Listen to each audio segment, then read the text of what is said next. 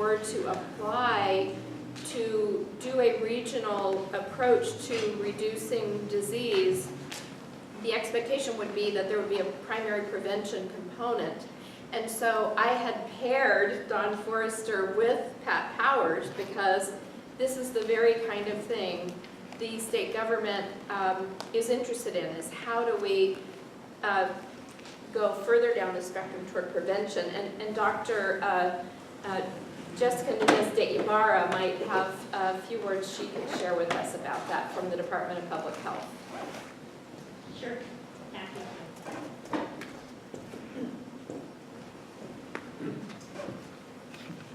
One of the requirements that, well, let me back up. How many of you are familiar with what Pat Powers was going to speak about the Centers for Medicare and Medicaid Services implementation opportunity?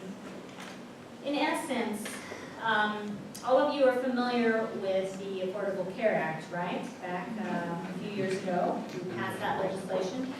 I want you to be aware that when we were looking at the ideal of that law, there were many funds that came to places that hadn't necessarily been funded before, namely for prevention.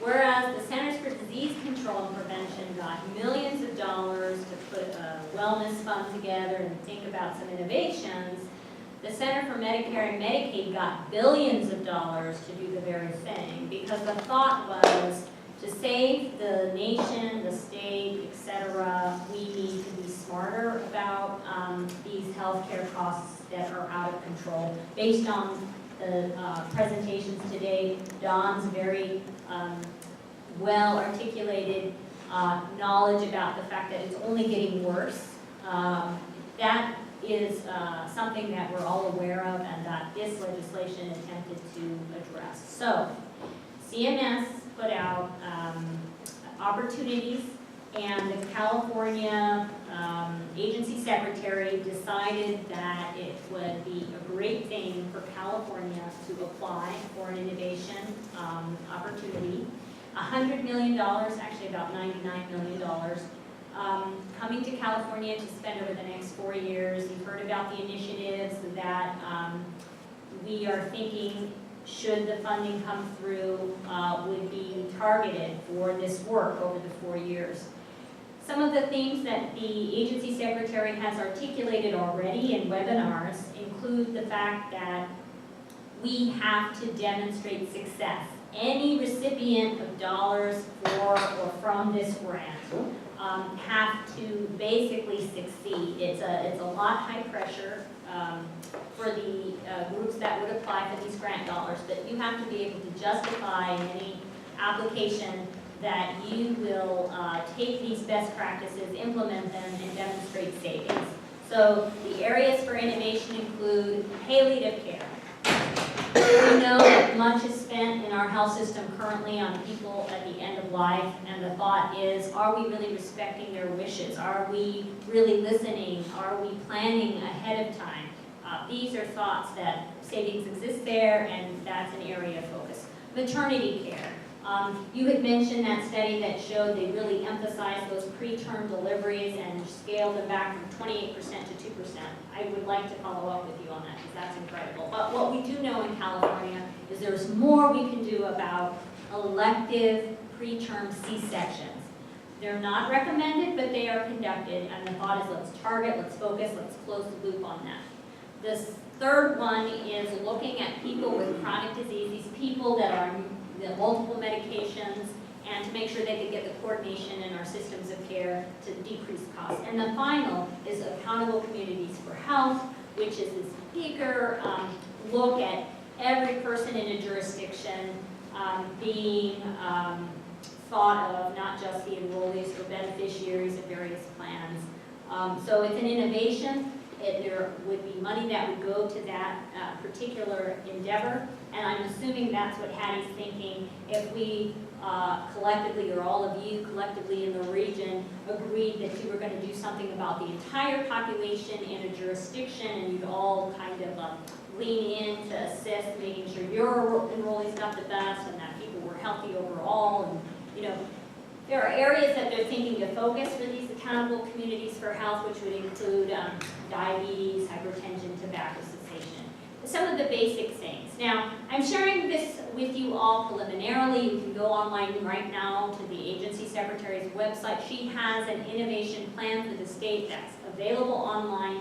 That is the sort of path or guide or the roadmap for what was submitted to CMS that we would like the state to be funded. We don't know what CMS is going to say or come back with us. They told us in November we might hear from them. It is now what month? December. So we don't know when we're going to hear. But that being said, one of the tenets, one of the things that we need to be ready for is a few things, making sure workforce is in order. We've all talked about community health workers and some of that work.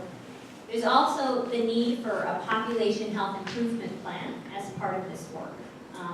There is a push. I was just talking to the Centers for Disease Control prior to coming today, and they have been approached by CMS about, being that they know a lot more about prevention than CMS does, that maybe there could be some partnerships. Obviously, the work HSAC's doing would be built upon. We're looking for a real transformation of our healthcare system and doing things differently, smarter, thinking about people. The fact that the agencies at the federal level are actually talking to each other and not trying to reinvent the wheel, and to garner the funds that have been going out for many years in prevention is very hopeful to me. I'm sure when Pat Powers is able to come, or when the agency secretary announces the results, whether it's in a communication that, we regret that California did not get awarded $100 million, or we are pleased to, it's going to be any number of those things. Irrespective, we at the state of California with the California Wellness Plan intend to move in the direction and to support this group as well as others in the state with making sure Million Hearts is successful. I would be very interested in hearing from all of you with these last points in time. John, we didn't necessarily hear from you about your thoughts about where we should target, unless diet was kind of, primarily a place you think we need to reconsider. But didn't we talk last time we were together about, and Jill, I think you were part of that conversation, that we had taken a survey of the group and had thought about some initial areas to start, So yeah, I can go over that. We have twice. Did I answer That was everybody's great, question? thank you, Okay. Jessica. So twice we have polled the clinical systems in the room to ask what are their top priorities for reducing and better managing heart attack, strokes, and diabetic complications in the community. Those are topics that we've been working on together statewide since 2008, and in Sacramento with the help of Dr. Revelo leading the charge since day one, and with the support of Sierra Health Foundation. We've been working on those three conditions, but then to try to narrow in on what specifically should we do. The clinicians in this room prioritize now twice, 2 years in a row in a survey process, that they want to do a blood pressure control project, top priority. And they also, actually that was the second priority. The top priority was educating the highest risk patients and their families about adherence, about signs and symptoms recognition, about the need to call 911, transport via EMS, and about the short time window for life-saving medication. So when I relayed those priorities to the innovation leader for the state, Pat Powers, who unfortunately couldn't be here today, I said, would it be possible for us to put in an application based on this community for the state innovation model funds to build on those priorities that have already been expressed by this community once in 2013 and then again in the summer of 2014. And she said that right now the state innovation model funds that are anticipated, they're not guaranteed, but they're anticipated to come in, have two buckets that she could see this group fitting into. One is that accountable communities for health. There's 9 million out of the 99 million set aside for that. But there's 20 million set aside for the care of complex patients, which is, she thinks that would be a more likely fit for this group, is to say, okay, we've been learning about better care for these complex patients in this room for 2.5 years, and let's build on that success. So we heard from Dr. Arnie Milstein and the Stanford Stroke Squad about that tertiary care piece, about reducing the event to intervention time. He focuses on the door to needle time, but I would envision any application that might come from this group as having at least the secondary prevention piece, and what we've been talking so far in this room about in terms of tertiary prevention is once the event starts to happen, getting that piece right as well. But we could envision an application for some of the funds that would come in, or for Dr. Jill Joseph from UC Davis can help us with this. There are multiple places to apply for funding, but we could envision having a primary prevention focus, which is more the dietary and exercise sorts of things that Dr. Forrester was speaking about, a secondary prevention piece and a tertiary piece. Or we could just do what this group has been doing, which is the secondary prevention piece. So it's really a matter of hearing from you where do you want your focus to be. And we thought that by the time we had this meeting, we would have the news on not only the funding coming in, but what the criteria for applying would be. And unfortunately, we're just going to have to hit the pause button on that piece a little bit. The fact of the matter is that we have in this room all the major health systems in the Sacramento area.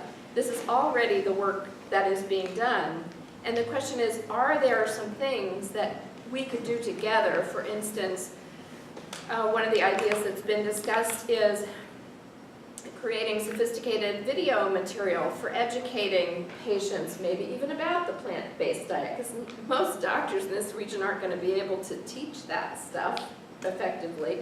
Could we use shared resources to better educate and motivate the families on that high-risk patient and family education and prevention? That's just an idea. So with that, let me turn it back over to the chairs. Well, and one thing that Don brought up is that it's not only the boxes, but the movement between the boxes. So what he said is not only is doing this, it's not only primary prevention, but it's also secondary prevention and tertiary prevention, because you move people between the boxes. So, and there aren't very dang many things that do that. One. Maybe that. Big. So, Dr. Joseph. Very, very wonderful and provocative series of discussions. At some risk, I'd like to raise another issue. We've sort of been talking about targets for primary, secondary, tertiary prevention, identifying some of those. I'd like to sort of move orthogonally to that and raise an issue that was touched on by Jessica, and I may be respectfully disagreeing a bit. I'll take the liberty of standing. Several years ago, I was in a situation where a foundation approached a hospital where I had responsibility for research, and they said, we want every single asthmatic patient well controlled. You can apply for this funding as long as you recruit, enroll, get data from, and treat every single asthmatic patient. Being a bit of a contrarian and having too much experience, we wrote back a very good grant, and by the way, we were funded, and said this is absurd. By forcing us to focus on every single patient, we will dilute our efforts, we will not be able to learn, we will not have the resources, and instead, we're going to do sampling. We will take a critical number of those patients, learn from them, and expand. I will now tell you that hospital has one of the leading asthma programs in the country. It is not reasonable to assume that that experience translates directly. But what I am going to raise here is I think this group will be presented with a very important question that needs to be considered thoughtfully. When does one take targeted opportunities in, for example, underserved communities, characterized perhaps by a heavy prevalence of African Americans, Latinos, recent Southeast Asian immigrants, develop focused efforts there, attempt to support them adequately and learn from it rigorously. I just want to put on the table that all of us want every single person in this county to benefit, but the opportunity may suggest that we need to focus our efforts and learn maximally. So I just wanted to offer that as So consideration. that really speaks to an issue of needing more data. And the Sierra Health Foundation has undergone a process through a grant that was received from CDC called the Community Transformation Grant. And that data does identify neighborhoods of high need. And Dr. Revlo was a big part of that and may be able to elaborate further. But we need to build on all the work that's already been done in this community. Exactly, and work has been done to identify where those targets of need are. That report is extremely important. Yeah, and I think, unfortunately, the Community Transformation Grant, was a planning grant and did identify and help us with some data. And we focused around 15 zip codes that had the highest risk based on the data that we got. So, but we're there with that data. I think what we were hoping to do is to kind of look at what the potential for this community, accountable communities for health might bring. We heard Mary, and what we definitely is coming with the next scope of work that now they're a 5-year grant, and what this is, activity that we really need to focus around, and we can target around that primarily. And if there's synergy with this federal funds, if it comes through, it's a big if. And if we happen to put things together that they like. But I think what seems to be rational and reasonable is that we have now a great partner that we continue to have with definite activity, with definite sort of work that they need to do and deliverables. And then if we get synergies with this other grant, then that's great. If we don't, well, where's the shot? So I think it's really, there's a great opportunity here, and we really need to kind of, with all the work that we've done in the past 2 years, really start moving to really have an impact in this community. And it may prepare us for yet the next round of grants that's going to come if we do this correctly and thoughtfully, and using evidence-based hard data that we can sell to our providers in the community, because that's going to be a key piece. Can we sell what we have that they want to participate with us? Do we have that level of evidence and that level of data that is going to be acceptable, so we can move forward? The other piece that we definitely have talked about a lot is measure our pressure down. We've mentioned it several times. It's a very great opportunity around hypertension, and we combine all of those to come up with, perhaps a hypertensive measure and program where we're going to target hypertension using the 8 planks and measure our pressure down that have already been developed. Best practices, as you mentioned, have already been identified, and all we need to do is put it together, work to develop the partnerships, and then have a basis for, a fairly reasonable program that could lead to some really significant outcomes for our population. And then I think this other idea, of course, that educating the highest risk populations is really about the highest risk populations around stroke, and that's a great opportunity as well, and could be synergistic with the work that HSAG is going to be doing. So I think it really comes. Now we got to take the next step, and we got to get your your feedback as we begin to create, and we're just going to bite the bullet and move forward, and hopefully in the next few months of 2015, we can get some clarity around what we could potentially do as a community, as a Sacramento community. So working off of your 2 points, we get this data only once per year that shows the variation across the medical groups. But Health Services Advisory Group and possibly the UCs could help with getting more granular data. For instance, in San Diego, the medical groups there decided that in order to really make progress, they needed to have monthly data gathered, and it's private data.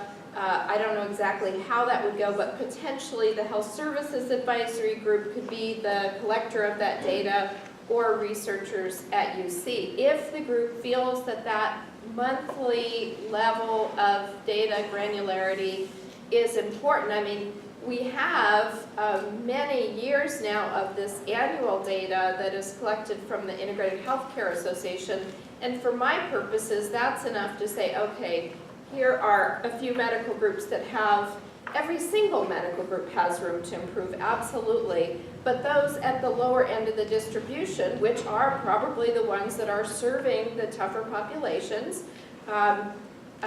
we can hypothesize that they have potentially a higher enrollment from the more difficult to control populations. We've had lectures in the University Best Practices in other parts of the state about the complexity of controlling African American hypertension. It's a different scientific approach. So for each cultural group, different approaches need to be taken. So if there is the desire in this room to get more granular, please indicate that to us. The Health Services Advisory Group does have that contract to focus on the very groups that Dr. Jill Joseph was just talking about, the harder hit ethnic populations. So this is essentially your support group, and you need to say how best you want that support. Jim Ellsworth, do you want to say something about the community clinics? Oh, I really did. Thank you for asking. You know, I continue to propose that with the givens of a third of the people of this community being insured by Medi-Cal, and those Medi-Cal plans being managed by 4, soon to be 6 health plans, with 4 hospital systems serving those populations. It makes a lot of sense that if you want to get ahead of the curve and get more granular on data and have it more than once a year, we would implement a comprehensive, all-payer patient registry for everyone in this community, and we could address stroke and hypertension and diabetes and a whole bunch of social determinants of health that could be added to a dynamic database that could be remotely accessed by varieties of organizations here. And it's very doable. It's doable within the context of this accountable care communities. It's doable with United Healthcare's patient registry and Optum tool set, which Dignity has adopted. There's quite a number of platforms that we could implement for this community that would give us this kind of data, and there's really no reason not to do it. Yeah, no, we've actually talked about that as being a key piece of this. That, like you mentioned, would go beyond the initial, identified disease entity that we'd be looking at, and there would be a great opportunity to build off of that and create a workable health data exchange and make it just beyond the patient registry, because it's not only a registry, but it's an active sort of program to begin to bring in data about what's happening to those patients and clinical data around the kinds of things we really want: blood pressure, hemoglobin A1Cs, so it's a great opportunity, and we definitely wanted this to be part of the discussion. Thank you. Well, thank you all, and we will see you back here on January 12th. Have a lovely holiday season, and really appreciate all of your great input today. Thanks to the speakers. Thank you.